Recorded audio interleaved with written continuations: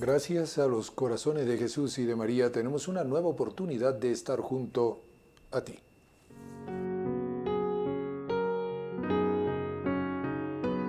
La frase mariana del día.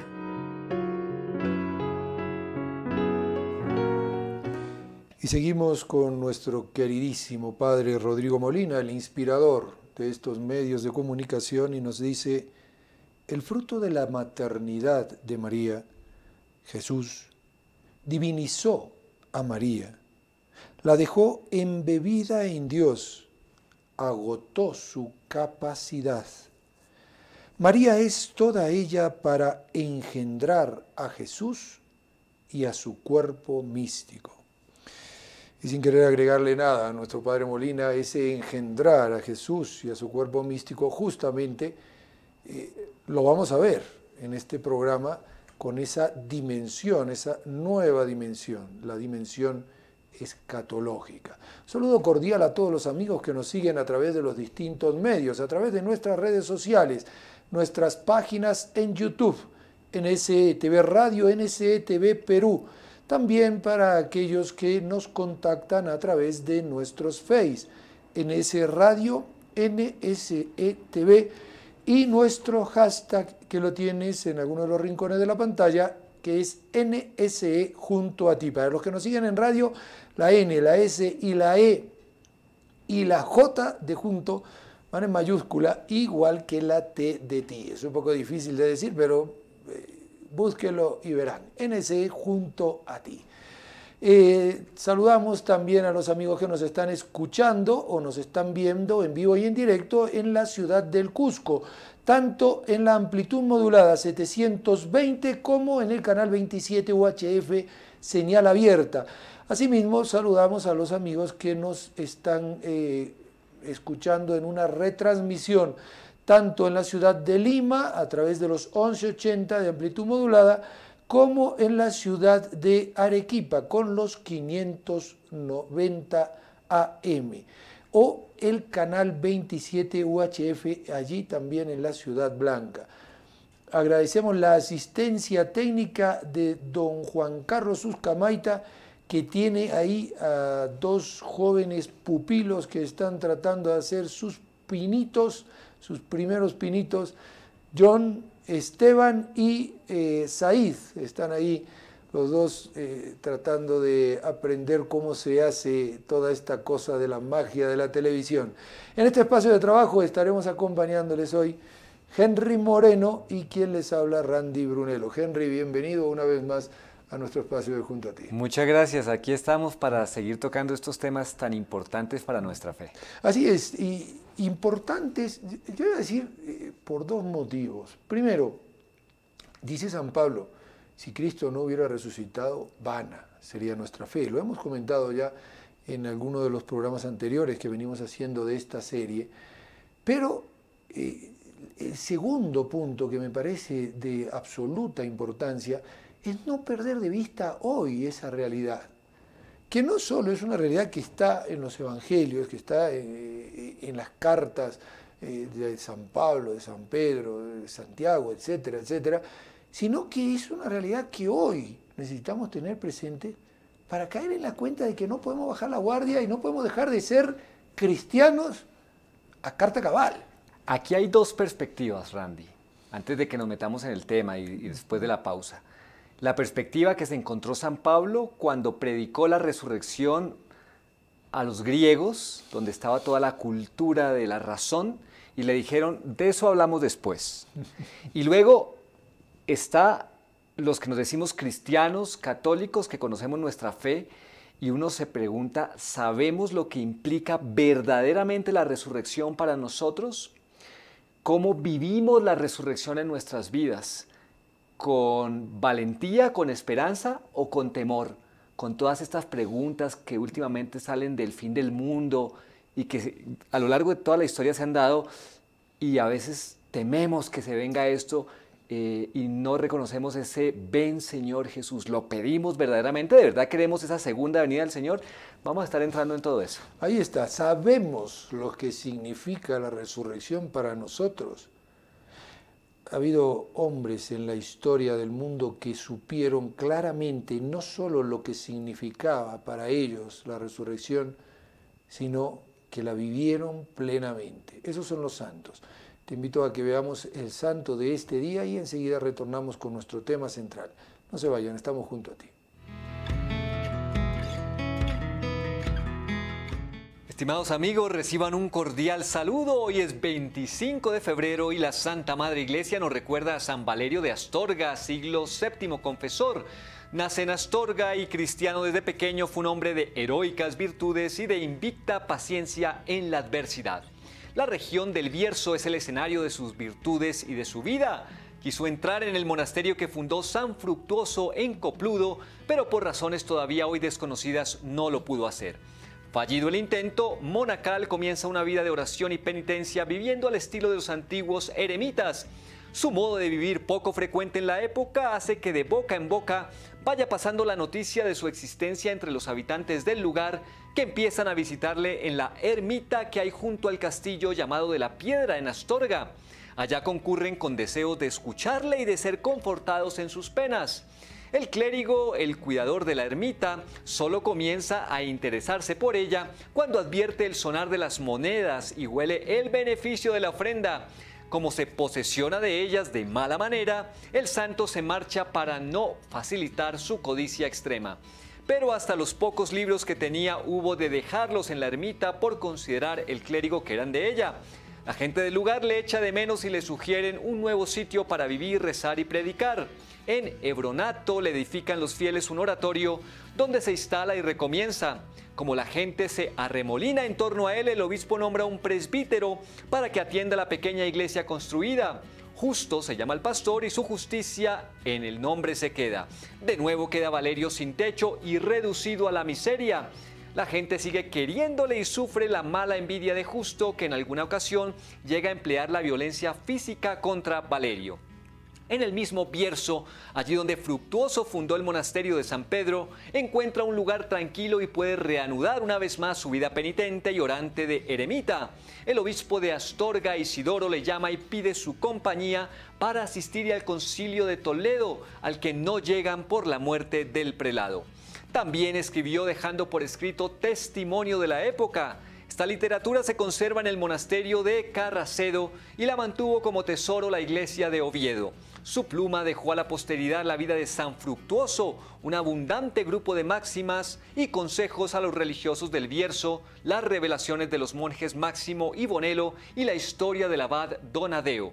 Terminó su vida a finales del siglo VII y sus reliquias se conservaron en el altar mayor de la iglesia del monasterio de San Pedro de los Montes de la orden benedictina cerca de Ponferrada. Muy bien, queridos amigos, hasta aquí nuestro santo para el día de hoy.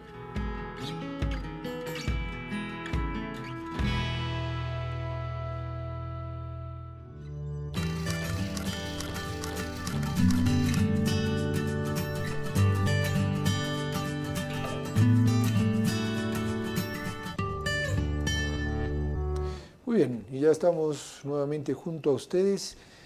Y esa pregunta que quedó latente, Henry, es una pregunta muy grave para nuestros tiempos. ¿Sabemos lo que significa verdaderamente la resurrección para cada uno de nosotros? La resurrección para un cristiano. Porque la resurrección no es la fiesta de decir, bueno, ya Cristo nos salvó a todos, ya está, ya no tenemos nada que hacer. Cuidado. Sí, es ahí donde comienza justamente la tarea. La tarea. Y lo vamos a hacer siguiendo todavía a nuestro querido Benedicto XVI con ese majestuoso libro de Jesús de Nazaret en su segunda parte. Justo está en la última parte del libro y pone el tema perspectiva, subió al cielo y está sentado a la derecha de Dios Padre y de nuevo vendrá con gloria.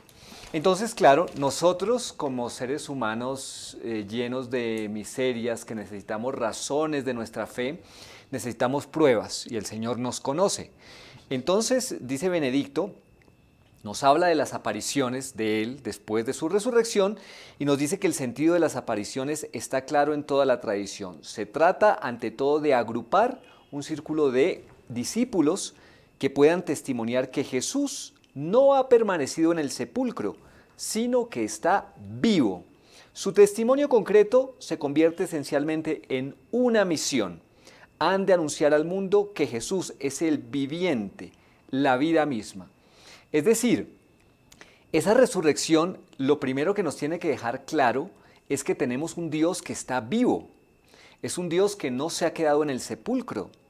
Es un Dios que tiene que guiar nuestra vida permanentemente y nos dijo, yo voy a estar con ustedes hasta el fin del mundo, todos los días. Y sabemos por nuestra fe que está en la presencia eucarística, sabemos que el reino suyo está también en nuestro corazón, está implantado. Entonces esas son garantías que nos tienen que dar fe de esa resurrección. Y por otro lado tenemos esa misión, que es la parte activa, dinámica, que nosotros tenemos que vivir. Y nos dice Benedicto, tienen la tarea de intentar una vez más congregar primero a Israel en torno a Jesús resucitado. Es la primera tarea. Vemos a San Pablo predicándole a los judíos, vemos a los apóstoles predicándole a los judíos, y siempre la primera tarea es ese pueblo escogido.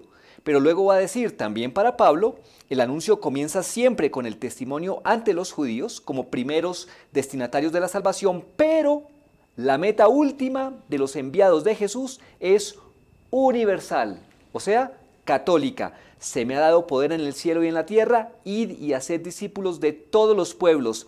Seréis mis testigos en Jerusalén, en toda Judea y en Samaria y hasta los confines del mundo.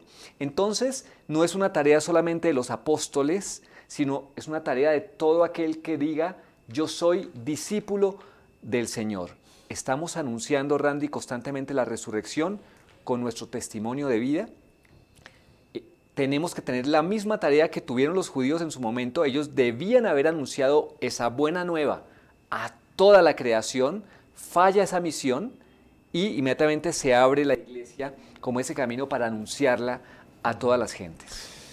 Y quiero justamente ir haciendo algunos hitos dentro de lo que nos fuiste diciendo a través de este magistral Benedicto XVI, que sin duda lleva lo profundo a una simplicidad que a todos nos abre los ojos y nos hace decir, oye, yo nunca había pensado esto de esta manera. Y justamente lo primero son las pruebas. Jesús se aparece a algunos, pero luego también se aparece, incluso, lo dice el apóstol San Pablo, a más de 500 hermanos, de los cuales todavía, dice el apóstol, algunos viven, otros no, ya han muerto. Y este testimonio de algunos nos tiene también que llevar a abrir los ojos por lo siguiente.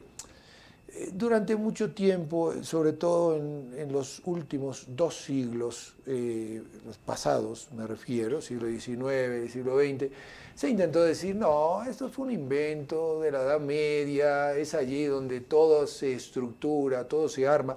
Muchos hermanos separados dicen, no, esta iglesia la ha estructurado y lo ha inventado Constantino, le dio toda una estructura imperial porque él quería expandir su imperio de una manera incluso más profunda, pero no nos damos cuenta de que ese testimonio, que es la misma palabra de martirio, nadie muere por algo que se inventó.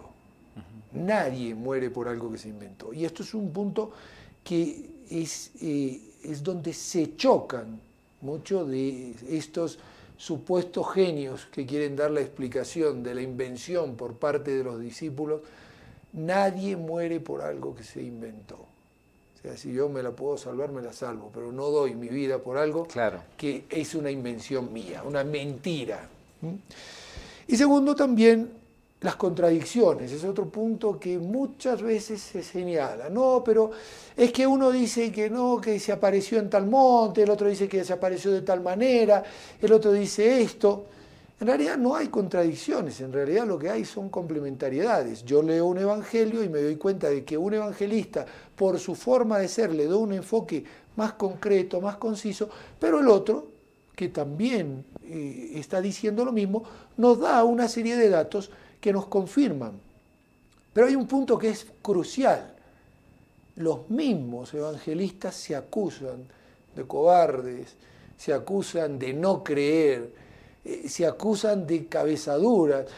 muestran hasta el último instante la porfía que tuvieron cuando el mismo Jesús tiene que reprender y decir, pero me están viendo y todavía no creen, pero ¿qué más quieren? Denme un pescado para que pueda comer y se den cuenta de que soy yo. Ven aquí, pon tus manos en mis llagas, date cuenta de que soy yo. Les llama la atención porque incluso en el último día, cuando ya estaba para subir al cielo, dudan de la presencia de Él. Y todo esto nos tiene que hacer comprender que si Dios permite que llegue hasta nosotros es para que no nos asustemos de nuestras dudas de fe, no nos asustemos de nuestras tentaciones, pero que vivamos lo que ellos vivieron. Ellos cambiaron su vida en función a ese evangelio que iban a impartir. Y luego está el segundo punto, la tarea, lo que tú decías. Las pruebas y la tarea. La tarea es un cambio de vida. La tarea es un testimonio que tiene que ser primero, como decías muy bien, con nuestras vidas. Y después, si hay que hablar, se habla.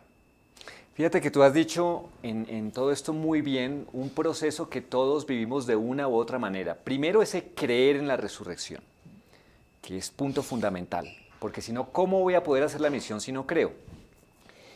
Pero luego de que creo, luego de que el Señor da las pruebas, y yo no las puedo quitar de ahí, y están ahí en los evangelios, como bien has citado, está la misión, ¿cómo ejecutar la misión? ¿De qué se trata la misión concreto en mi vida?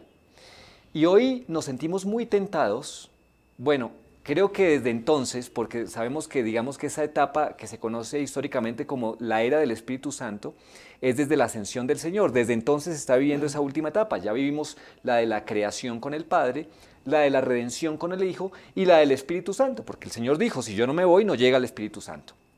Y desde entonces siempre ha existido en nuestra historia que el final del mundo, la venida del reino de Dios es inminente. ¿Pero qué entendemos por inminente? ¿No? ¿Qué es lo que entendemos por inminente? Inminente, ya llevamos claro, 20 siglos, 21 siglos. Y eso hace decaer en la fe a tanta gente, porque lo primero que uno puede pensar desde un punto de vista racional es, mire, se está anunciando el fin del mundo desde entonces. Han pasado tantos siglos y todavía creemos en eso. Eso es un cuento de hadas. Eso, como tú bien lo decías, eso lo hace la iglesia, lo hizo Constantino, simplemente por un ejercicio del dominio, etc. Pero la pregunta está, ¿qué es lo que yo entiendo por inminente? Tengamos en cuenta que Dios está por fuera del tiempo, lo está viendo todo en un eterno presente. 1000 años en tu presencia son un ayer que pasó. O sea, caigamos en la cuenta de esas 1000 años, para Dios son como un día, y un día como 1000 años. Es decir, Dios no tiene tiempo, está en otra dimensión, está en otro lado. No tiene espacio, está en otra dimensión, es totalmente otro, pero es justamente eso lo que le da la credibilidad, de decir, mira, yo estoy viendo, es un poco como la postura de la gallinita que espera la llegada de aquel que le va a alimentar, y aunque sabe que ese huevo que ha puesto es como la garantía de que el alimento continúe, también espera de aquel que tiene una dimensión distinta, una visión distinta, claro, para poder seguir adelante. Y que conoce los tiempos y que conoce los destinos del ser humano y que sabe dar el alimento en su momento. Por eso fíjense la reflexión a la cual nos va a llevar Benedicto, que es ese tiempo presente de la resurrección y ese tiempo futuro, escatológico. Nos dice, también forma parte del mensaje de los testigos anunciar que Jesús vendrá de nuevo, ¿no? La parusía, la segunda venida, para juzgar a vivos y muertos y para establecer definitivamente el reino de Dios en el mundo. Ahora, fíjense lo que nos pone como contraparte. Una gran corriente de la teología moderna ha sostenido que este anuncio es el contenido principal, si no el único núcleo del mensaje. Se afirma así que Jesús mismo habría pensado exclusivamente en categorías escatológicas, es decir, sabemos que la escatología son esas realidades últimas, ¿no? La venida del Señor, el fin del mundo, etc. La espera inminente del reino habría sido el verdadero elemento específico de su mensaje y el primer anuncio apostólico no habría sido diferente. Hay una corriente que solamente piensa en esas categorías. No, es que él solamente vino aquí a avisarnos de esa venida inminente. Y ahora dice lo siguiente: si esto fuera cierto, cabe preguntarse cómo podría haber persistido la fe cristiana una vez comprobado que la esperanza inminente no se cumplió, porque no se cumplió y porque todavía la estamos esperando. De hecho, esta teoría contrasta con los textos y también con la realidad del cristianismo naciente, que experimentó la fe como una fuerza que actúa en el presente y a la vez como esperanza. Entonces, el cristianismo primitivo desde entonces lo tenía claro. Hay una fe que actúa en el presente y que a la vez es esperanza. Esto es lo que nosotros no podemos perder en nuestra perspectiva. ¿Cuántas veces en otros programas, cuando hemos hablado de ese fin del mundo, me acuerdo que hablábamos, Randy, como una enseñanza muy concreta, que el fin del mundo para cada uno de nosotros es la muerte de cada uno? Ese es el fin del mundo y me puede pasar hoy o mañana, en cualquier instante. Por lo tanto, yo tengo eso como perspectiva de futuro y tengo que tenerla en cuenta, pero tengo un presente para cumplir esa misión. Así es. Y me gusta mucho esto que nos estás diciendo, o que nos está diciendo Benedicto XVI. Ese vendrá que incluso pedimos todos los días al rezar el Padre Nuestro: venga tu reino. Ese vendrá que pedimos todos los días y participamos de la Santa Misa en ese ven, Señor Jesús, ese Maranatá. Y ese vendrá que en muchos casos lamentablemente se ha transformado como en una esperanza futurible, ya no futura. Es decir, es un poco la postura de Eva cuando habla o entabla su diálogo con la serpiente y le dice: bueno, dijo que tal vez nos vamos a morir. No, cuidado. Vendrá. Y ese vendrá va a ser tajid, es decir, de repente. Ese vendrá será cuando menos lo esperemos. Ese vendrá será ya un vendrá distinto del primer vendrá, porque como lo dijiste muy bien, ese vendrá será un vendrá de juicio. Ese vendrá será un vendrá de un reino que ya se establece. Ustedes a la derecha, ustedes a la izquierda. Y eso no nos lo quita nadie. No, eso está más que asegurado. Exacto. Entonces, luego, esa postura de decir: no, el único anuncio evangélico es este. Perdón, ¿cuántas sectas de hermanos separados pusieron fecha, hora, momento exacto? Bastante. Y luego, no, es que no se cumplió, no, es que va a ser, no, es que va a ser, perdón, eso ya es, para un cristiano, eso ya es. No me interesa cuándo sea. Si yo creo que eso va a suceder, tengo que vivir como que eso ya es. Así es. Fíjate, es muy importante lo que estás diciendo, porque eso es lo que nos ha pasado, de poner fecha y hora, ponernos en el papel de Dios y decir: es que es que yo sí sé interpretar los signos de los tiempos y es esto ya. Y nos hemos encontrado un fracaso tras otro. Por un lado está esa posición, pero por otro lado también está la otra posición que dice: no, aquí no pasa nada. Claro. Aquí no pasa nada, aquí todo está bien. ¿En cuántos ambientes, y hay que decirlo, y esto es Vox Populi, de iglesia, tenemos esa actitud? Aquí no pasa nada. Y eso es cerrarnos también a no ver esos signos de los tiempos que el Señor nos coloca en los evangelios, en San Mateo, por ejemplo, cuando nos dice: pero si saben leer cuando viene la lluvia, ¿cómo no van a saber leer los signos de los tiempos? Sí, tenemos esa tarea, no llevada al extremo de ir a colocar la hora y el día, porque eso ya es extremista, pero sí para saber corregir nuestra vida, arrepentirnos y lo que tú hablabas al principio, la conversión. Es para eso que nos lo ha dado el Señor. Y fíjate, Henry, yo quiero centrarme mucho en ese punto. la fuerza presente y la fuerza de esperanza. Y la fuerza de esperanza sería una mentira si no existe esa fuerza presente del cambio de vida, del testimonio de vida. Si nuestras vidas no son testimonio, nuestra esperanza es una farsa. ¿Por qué? Porque estamos esperando algo que ya no vivimos. ¿Qué es la esperanza? La esperanza es creer que aquello que se me prometió se va a cumplir. Pero nos dice nuestro Señor Jesucristo, ustedes pidan como si ya hubiesen obtenido. Es decir, ustedes esperen como si ya se hubiese cumplido aquello que están esperando. Pero muchas veces nuestras vidas son eso que decía, es un, bueno, sí, va a venir. Es como un futurible, tan futurible que en cierta forma se pierde ya no en una nube como nuestro Señor Jesucristo de los ojos de sus apóstoles, sino que se pierde en una nebulosa que ya me hace, iba a decir, hasta confundirme de qué es lo que tengo que vivir. Y ante eso que acabas de decir, uno tendría que preguntarse ¿por qué? O sea, ¿por qué tenemos esa actitud? Muchas veces hay aspectos naturales como que ese futuro que está escrito en las Escrituras me da miedo, porque me quedo en las catástrofes naturales. Ustedes saben de lo que estamos hablando, está escrito.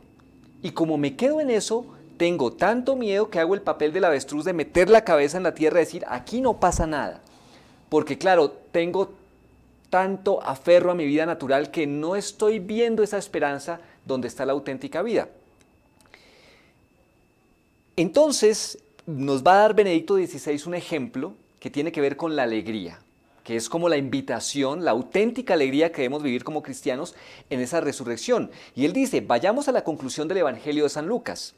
Allí se habla de cómo Jesús se aparece a los apóstoles, que junto a los 2 discípulos de Emaús están reunidos en Jerusalén. Él come con ellos, da algunas instrucciones. Las últimas frases del Evangelio dicen lo siguiente. Después los sacó hacia Betania y levantando las manos los bendijo. Y mientras los bendecía, se separó de ellos subiendo hacia el cielo. Ellos se volvieron a Jerusalén con gran alegría y estaban siempre en el templo bendiciendo a Dios. Y dice Benedicto, esta conclusión nos sorprende. Lucas nos dice que los discípulos estaban llenos de alegría después de que el Señor se había alejado de ellos definitivamente. Nosotros nos esperaríamos lo contrario. Nos esperaríamos que hubieran quedado desconcertados y tristes. El mundo no había cambiado. Jesús se había separado definitivamente. Habían recibido una tarea aparentemente irrealizable, una tarea que superaba sus fuerzas, de hecho, imposible. ¿Cómo podían presentarse ante la gente en Jerusalén, en Israel, en todo el mundo diciendo, aquel Jesús aparentemente fracasado, recordemos la cruz, ¿no? Es sin embargo el Salvador de todos nosotros. Todo a Dios deja tras de sí un dolor, dice Benedicto. Aunque Jesús había partido como persona viviente, ¿cómo es posible que su despedida definitiva no causara tristeza? No obstante, se lee que volvieron a Jerusalén llenos de alegría y alababan a Dios. ¿Cómo podemos entender todo esto? Vamos a hacer una pausa y enseguida retornamos junto a ti. Il Signore mi ha dimenticato. Si dimentica forse una donna del suo bambino? Anche se ci fosse una donna che si dimenticasse, io invece non ti abbandonerò mai.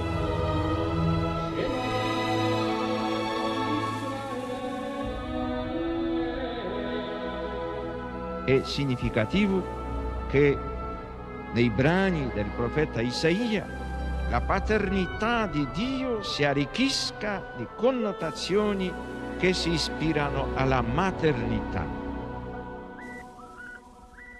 Gesù annunzia molte volte la paternità di Dio nei riguardi degli uomini, riallacciandosi alle numerose espressioni contenute nell'Antico Testamento. Per Gesù Dio non è solamente il Padre di Israele, il Padre degli uomini, ma il Padre suo, il Padre mio.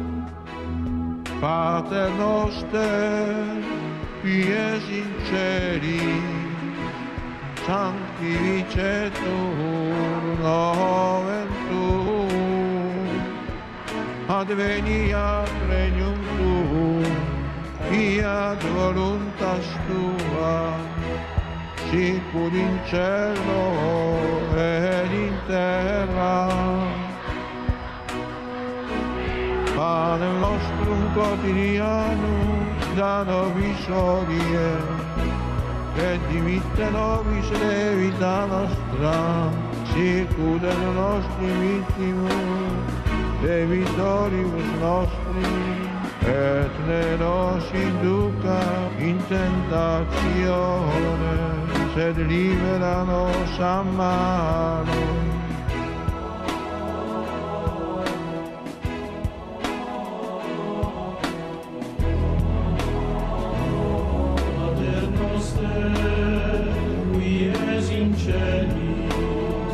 Sanctificetur nomen tuum, adveniat regnum tuum, fiat voluntas tua, sicut in cielo et in terra. Pane nostrum quotidianum da nobis hodie, debita nostra, sicut et nos dimittimus debitoribus nostris, et ne nos inducas in tentatione, sed libera nos a malo.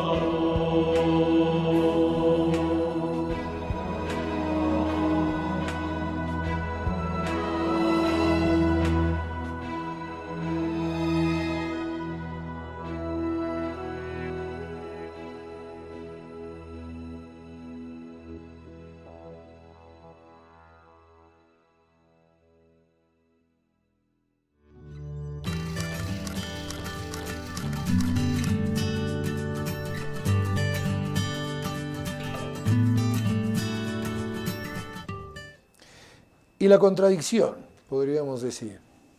Jesús se va definitivamente, iba a decir, perdimos a Jesús, entiéndase, físicamente, como como los apóstoles lo han visto a lo largo de esos 3 años que compartieron de su vida pública, y se vuelven alegres. Es un poco como decir, mira, se nos fue el capitán del equipo y todos felices. Y todo el mundo feliz. ¿Por qué sucede esto? ¿Y por qué los cristianos podemos tener esa alegría o debemos tener esa alegría? Lo sigue explicando Benedicto XVI. Dice, en todo caso, lo que se puede deducir de ello es que los discípulos no se sienten abandonados, a pesar de que se ha ido. No creen que Jesús se haya como disipado en un cielo inaccesible y lejano. Evidentemente, están seguros, y esto es importantísimo, de una presencia nueva de Jesús. Están seguros de que el resucitado, como él mismo había dicho según Mateo, está presente entre ellos precisamente ahora de una manera nueva y poderosa.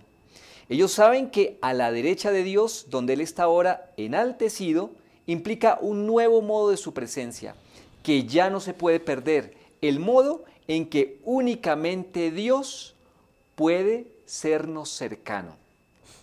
Hay una nueva presencia desde entonces de nuestro Señor, y si nosotros no somos conscientes de eso, y si no acudimos a esa nueva presencia de Jesús, si no somos conscientes de eso, no lo vamos a poder tocar. Más adelante, yo me anticipo porque de pronto no vamos a llegar, va a citar el pasaje de la Magdalena, cuando se le aparece resucitado, y María, el primer impulso que tiene es ir a tocarlo y abrazarlo. ¿Y qué es lo que le dice Jesús? Nos dice Benedicto, no me toques, que aún no he subido al Padre. ¿Y cómo lo interpreta?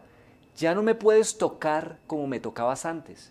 Ya no estoy del mismo modo y de la misma manera como antes nos relacionábamos, que estaba ahí en ese punto histórico. Ahora tengo que estar a la derecha del Padre para que puedas captarme y relacionarte conmigo en toda mi dimensión de poder y eficacia de la redención para cada uno de nosotros. Se lo dice a Magdalena y nos lo dice a nosotros. ¿Cómo invoco yo a Jesús? ¿Y por qué es tan importante esto? Porque hay también muchas teologías que dicen, no, el Jesús histórico. Hay que rescatar esa dimensión donde Él vivió. O teologías que dicen, ese aporte que dio Grecia a los evangelios, lo que hizo fue contaminar ese original de los evangelios hebreos. Hay que volver a eso. Pero ¿por qué Dios quiso ese aporte? ¿Por qué nos quiso poner esto, que es un aporte de la razón? Porque venimos de los programas de Razón, Fe y Verdad, para poder entender esto. Porque tenemos una manera nueva de relacionarnos con Jesús y Él nos está dando todo eso como herencia. Está sentado a la derecha del Padre, yo tengo que acudir a Él en ese sentido. A mí me parece esto muy revelador, la presencia nueva de Jesús que nos da aquí Benedicto XVI. Y es tan revelador que a uno le deja con esa tranquilidad, esa certeza de saber, estoy jugando en el equipo ganador. Estoy donde tengo que estar, pero cuidado, porque no es lo mismo estar jugando en el equipo ganador que ganar el partido. No es lo mismo estar jugando en el equipo ganador que ser un simpatizante del equipo ganador, porque los aprovechamientos son distintos. No hay un abandono de Jesús, hay una nueva presencia, no hay una lejanía, hay una poderosa presencia que la tenemos en un aquí y ahora, evidentemente, y esto, digamos, todos los que tenemos fe medianamente lo sabemos, en la Eucaristía, pero está esa presencia de un Cristo que nos acompaña continuamente. Y quiero remontarme a un aspecto que tal vez es de los más tétricos y de los más duros de nuestras vidas, que es cuando suceden esas cosas que uno no puede explicarse.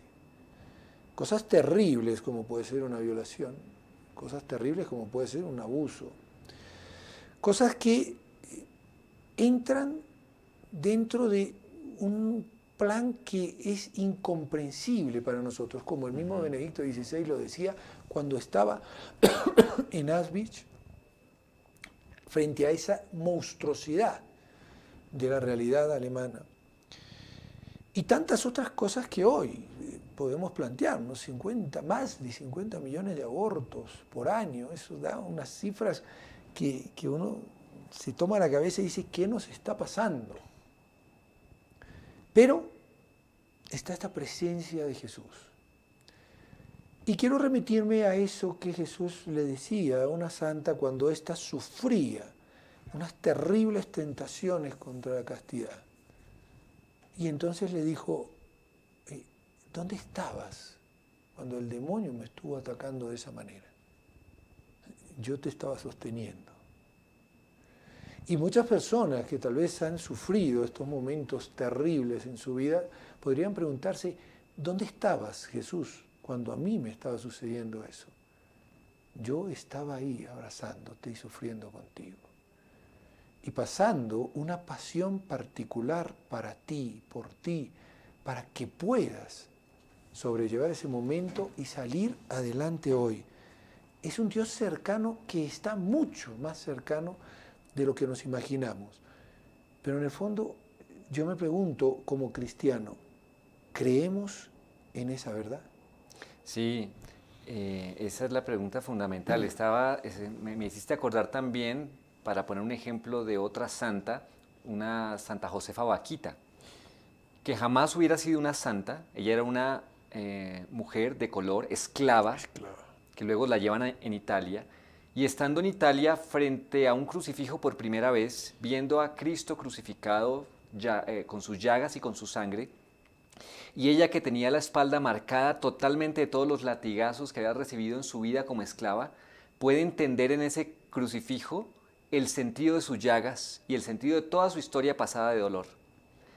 La entendió en ese momento y entendiéndola, entendió su historia y entendió un por qué y un para qué.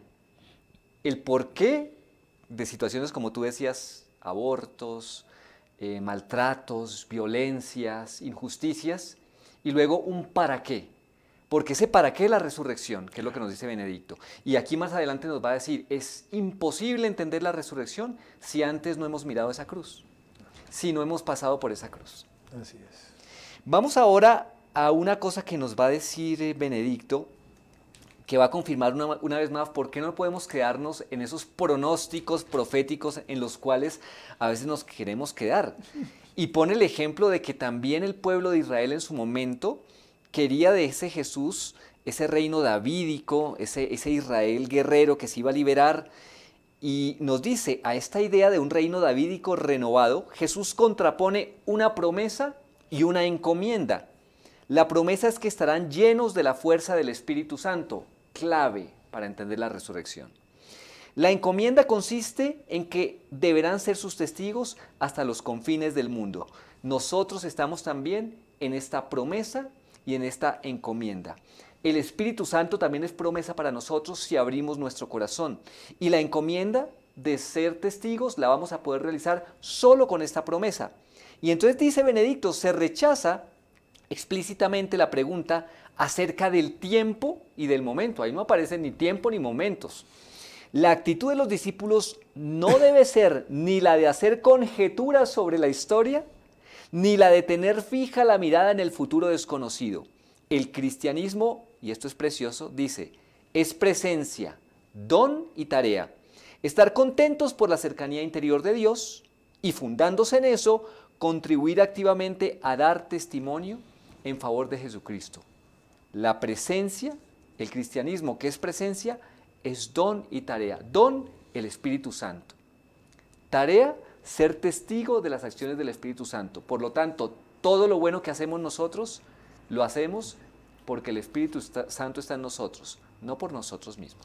Me viene a la mente, para ver cómo lo vivían esos primeros cristianos, esta película de San Pablo, la nueva película. Muy buena. Que es muy buena, muy buena película. Pablo, apóstol de Cristo, creo que es, me parece el título. Bueno, es donde actúa Jim Caviezel como San Lucas. Como San Lucas, ¿no? Y ver cómo vivían esta realidad, presencia, don y tarea.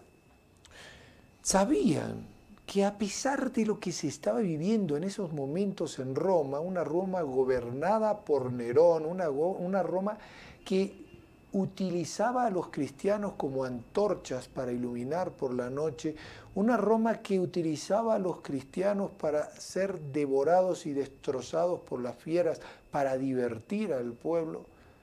En esa Roma de Nerón había una presencia real de Cristo.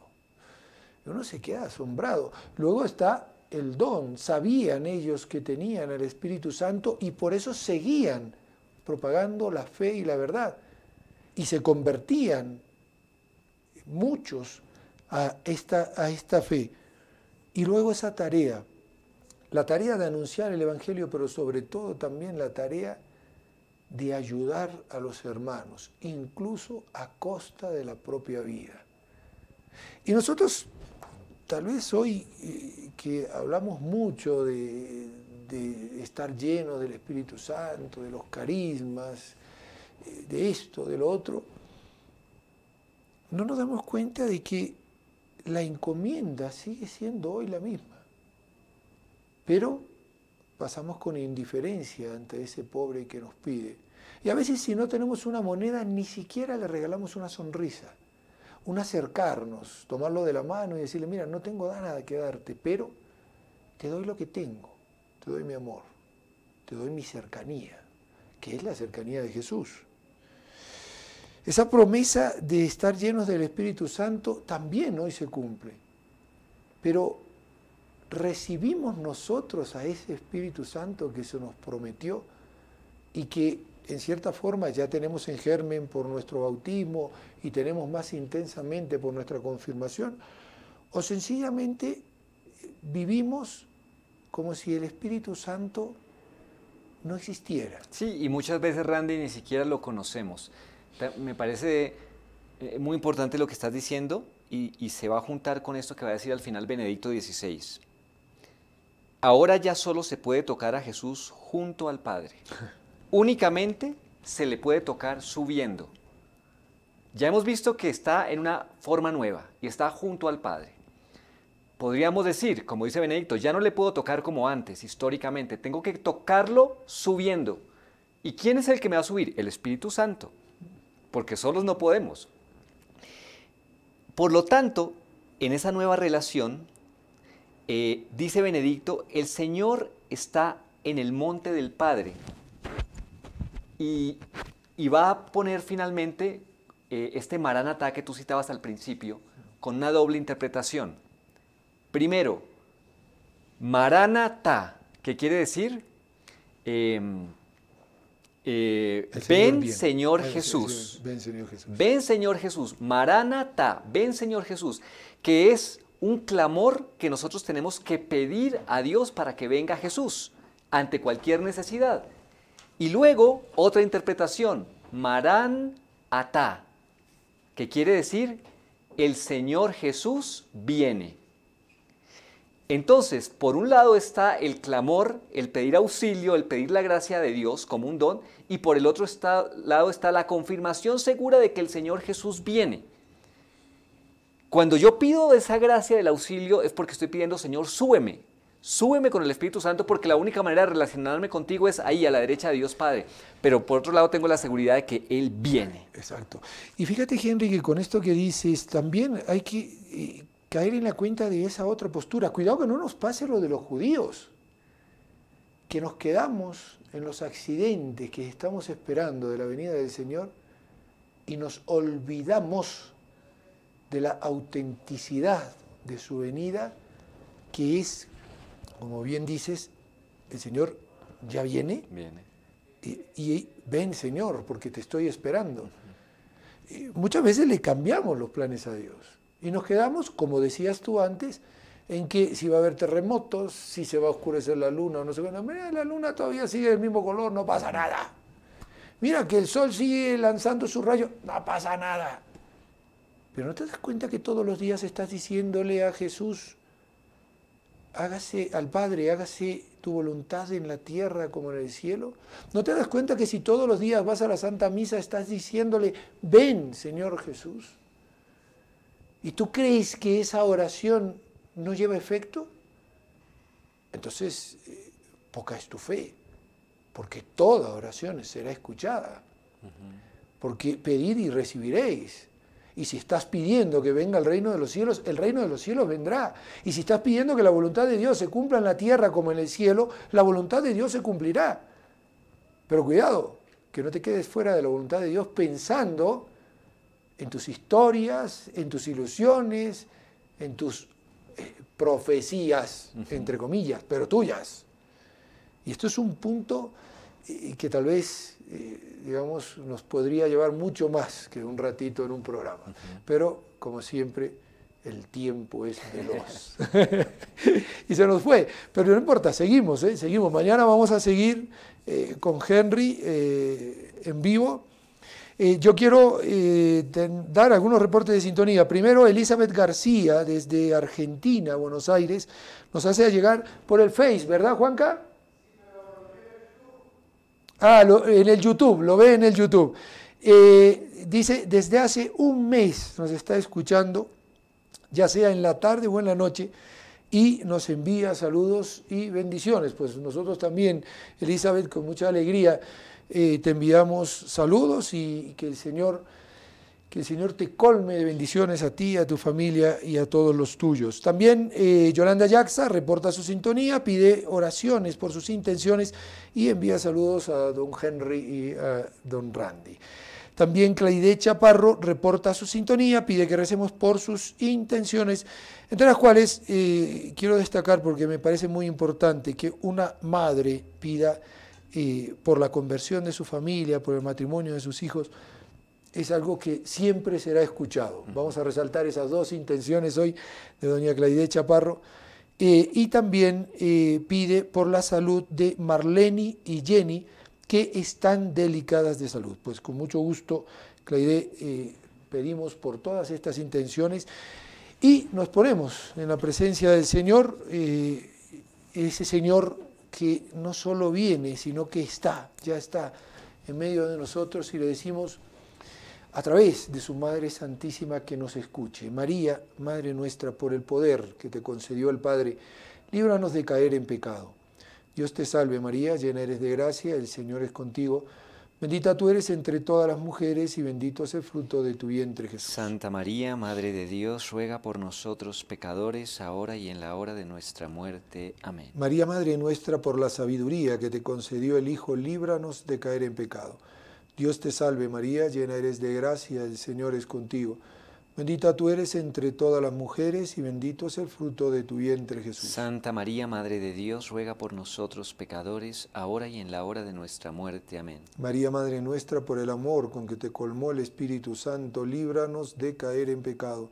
Dios te salve María, llena eres de gracia, el Señor es contigo. Bendita tú eres entre todas las mujeres y bendito es el fruto de tu vientre, Jesús. Santa María, Madre de Dios, ruega por nosotros pecadores, ahora y en la hora de nuestra muerte. Amén. Ave María Purísima. Sin pecado concebida. Henry, gracias por habernos acompañado una vez más. Muchas gracias a ustedes. Y gracias también a todos ustedes que han estado acompañándonos durante este rato. Y también agradecerles la asistencia técnica a Juan Carlos Uzcamaita y a los dos jóvenes que le acompañan, Said y John Esteban. Y recordarles, en el fondo, son los corazones de Jesús y de María que quieren estar junto a ti.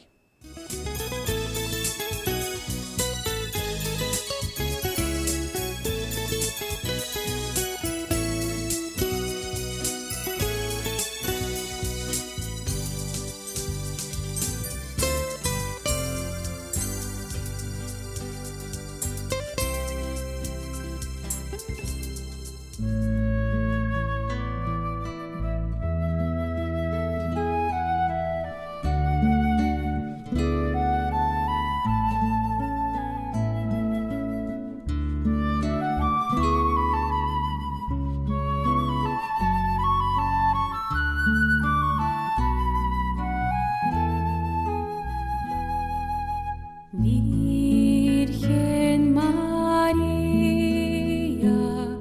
acércate a mí, te lo suplico,